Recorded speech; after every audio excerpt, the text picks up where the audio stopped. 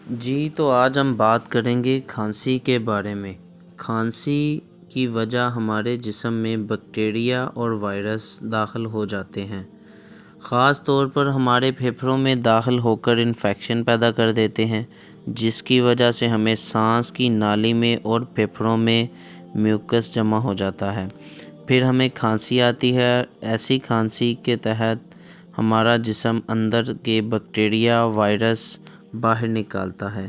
کھانسی ایک عام ہے جو کہ ہر کسی کو ایک دو بار ضرور ہوتی ہے۔ کھانسی کو ٹھیک کرنے کے لیے ہم بہت سے سیرپ استعمال کرتے ہیں۔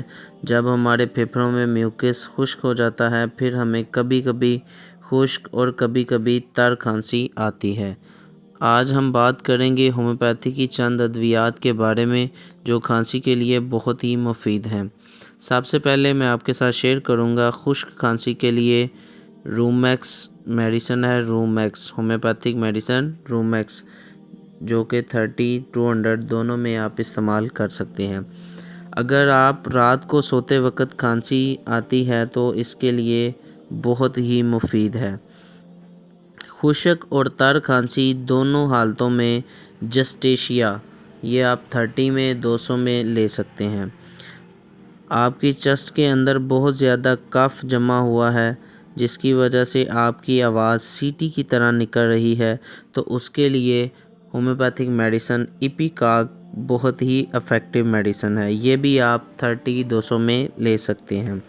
اس کے ساتھ ساتھ بچوں میں بہت زیادہ انفیکشن پایا جاتا ہے، چسٹ انفیکشن اور چسٹ چھاتی کا جماؤ جو کہ بہت سی میڈیسن سے ٹھیک نہیں ہوتا، اس کے لیے بھی ایپیکاگ بہت ہی افیکٹو میڈیسن ہے۔ خشک کھانسی اور گلے میں خارش ہونا یعنی الرجی کی وجہ سے کھانسی کا بار بار آنا، گلے میں الرجی ہونا اور اس کے ساتھ کھانسی آنا، اس کے لیے اسپونجیا ٹوسٹا ہومیوپیتھک میڈیسن اسپونجیا ٹوسٹا یہ بھی بہت افیکٹو میڈیسن ہے جو کہ آپ 30-200 میں استعمال کر سکتے ہیں۔ شکریہ۔